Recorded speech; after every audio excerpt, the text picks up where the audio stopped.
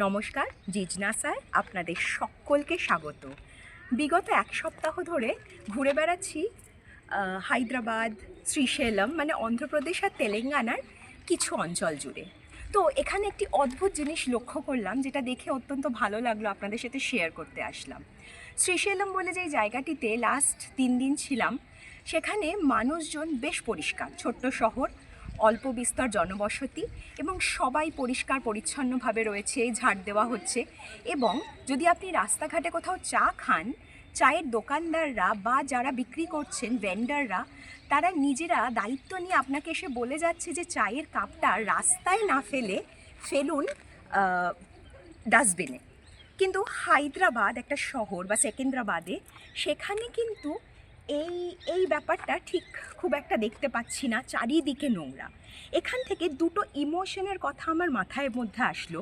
যখন হায়দ্রাবাদ ঢুকলাম বা যখন সেকেন্দ্রাবাদে ঢুকলাম, ওই নোংরাগুলো দেখে ঘেন্না লাগলো, ইরিটেশন। এই ইমোশনটা যেই মুহূর্তে আসলো, সাথে সাথেই কিন্তু মনটা ইরিটেটেড রয়ে গেল। কিন্তু যতদিন শ্রীশৈলমে ছিলাম, সেখানকার পরিষ্কার পরিচ্ছন্নতা দেখে মনের মধ্যে এক অনাবিল আনন্দ কাজ করছিল। তার মানে কোথাও না কোথাও পরিবেশ আমাদের মনের ইমোশনগুলোকে, অনুভূতিগুলোকেও কিন্তু নাড়িয়ে যায়। যতক্ষণ শ্রীশৈলমে ছিলাম, একটা অদ্ভুত আনন্দ অনুভব করেছি, মনে প্রশান্তি ছিল, শান্তি ছিল।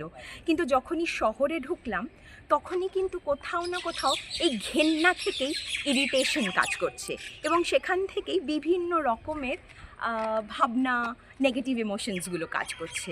তাই হয়তো যদি আমরা আমাদের পরিবেশটাকে সুন্দর রাখি, তাহলে আমাদের মনটাও পরিষ্কার থাকে, আনন্দিত থাকে এবং শান্তিময় থাকে। তাই নিজের পরিবেশ, আজকে এই 26শে জানুয়ারির দিনে নিজেদের পরিবেশ, আমাদের ফান্ডামেন্টাল ডিউটিসগুলোকেও পালন করা আমাদের খুব জরুরি।